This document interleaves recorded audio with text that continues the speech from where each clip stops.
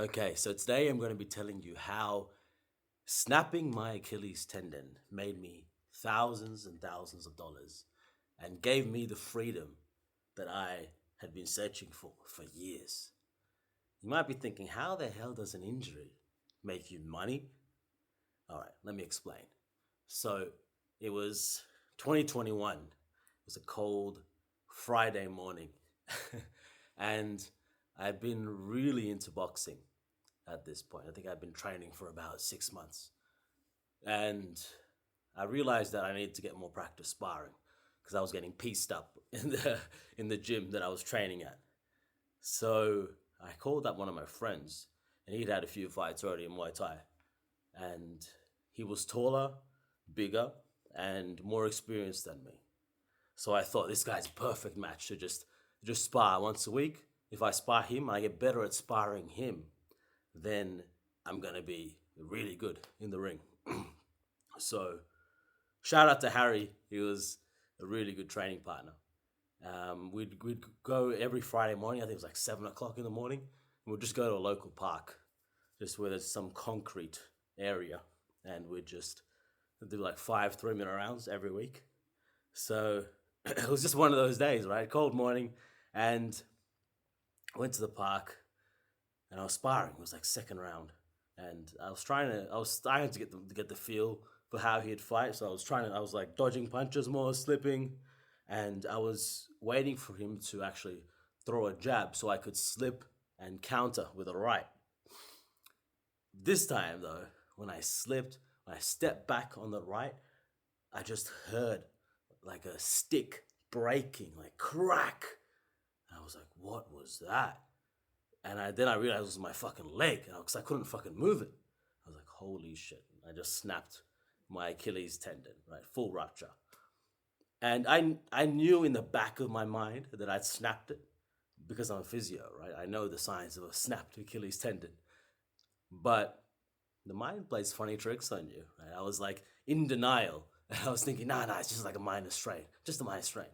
So I fully snapped it. I was like on the ground, and I was like, yeah, stop being a bitch, get up. So I got up, and I was like, nah, it's just a strain, nothing crazy. and then, and then I went back in my car, and I drove. So it was my right leg, so I must have drove with my left leg.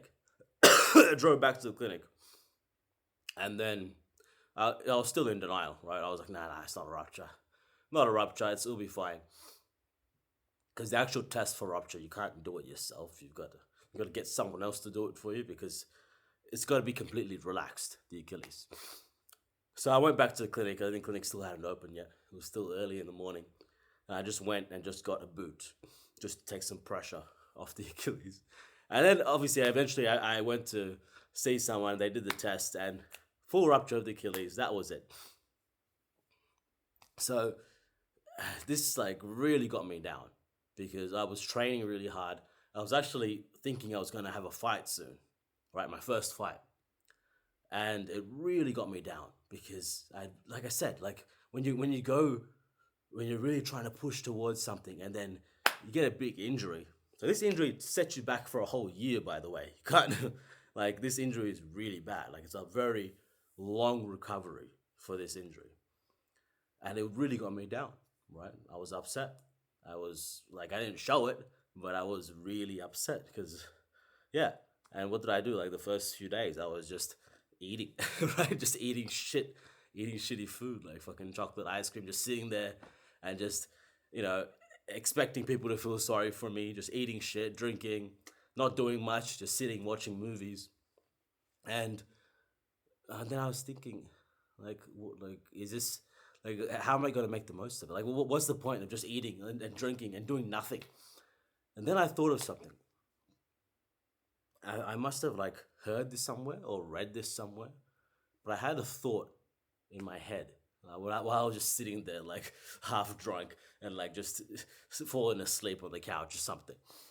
I had a thought. I was like, how can I make this the best thing that has happened to me? How can I make this injury the absolute best thing that has happened to me? So what I did was I was still working as a physio, even when I had a fucking torn Achilles. I was like hobbling on crutches. It was a pretty bad look, right? You go to see a physiotherapist for an injury, and your physiotherapist himself is crippled. Like, it's not a good look. It was not a good look at all. So I was thinking, why am I? And I had my own clinic at this point. I'm like, what am I doing? Right? Like, let's use this opportunity to step away from actually working as a physiotherapist, step away from working in the business and start working more on the business. So this was the perfect, I guess, segue into stepping out of the business. So I was actually working with my cousin at this point. Shout out to Varu. And what I did was, look, I'm going to use this opportunity to just stay home and recover more. And I want you to take on my patient load. So I can work more on the marketing.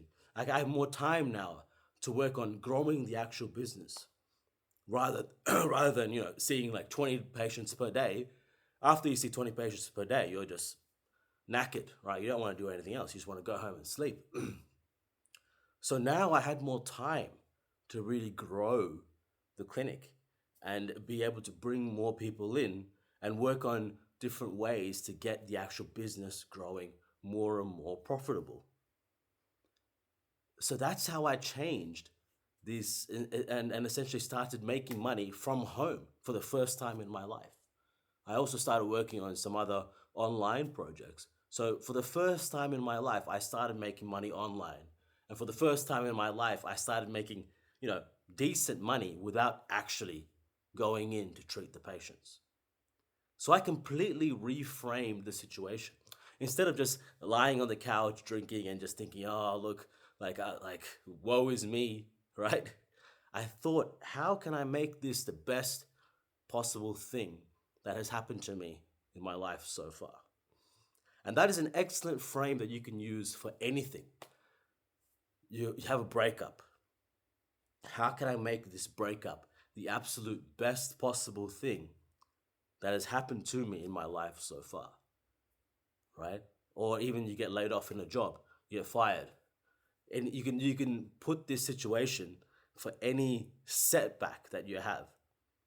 Because that's the reality, right? Like often when you have a big setback, something good is coming down the track, right? That's what I always think. Okay, you have a setback, so now something good must happen, right? Or you have a setback, it's like what they say, when one door closes, another door opens, right?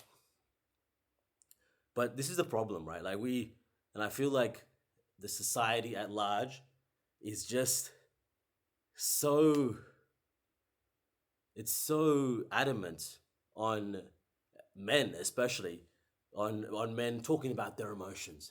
And when they're upset, they should cry. They should fucking whine about their problems, their issues. But the reality is, if you have a setback, if you have a big injury, if you have something happen, like nobody actually cares. Like they'll sympathize with you for a bit, but they don't really care. What they want to see is how you're going to come up as a man from this. Like they like you see this all the time. Like some guys, I saw this a lot as a physiotherapist. I mean, maybe they were different to me because I was their physio.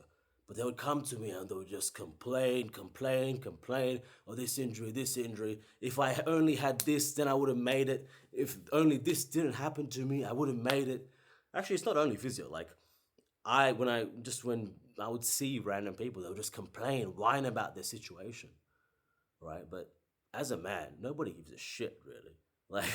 Like, nobody gives a shit of how hard your life is.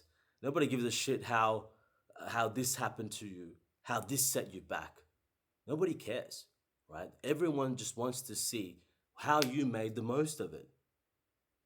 Do you really want to be seen as a fucking girl? Like, do you want to be sympathized like a girl? Like, if a girl says that, then okay, people are more likely to be sympathetic with you. But the reality is, as a man, like you're not gonna get that sympathy unless you're a chick, right? Or you want to be a chick. Then that's a completely different story. But yeah, like I mean, if you have a setback, just grow some balls and think, how can I make this the best possible thing that has happened to me? Or you can just sit in your couch and just drink and just worry about it 24/7, but you're not going to get any sympathy. You're not going to get the sympathy that you're looking for. Done.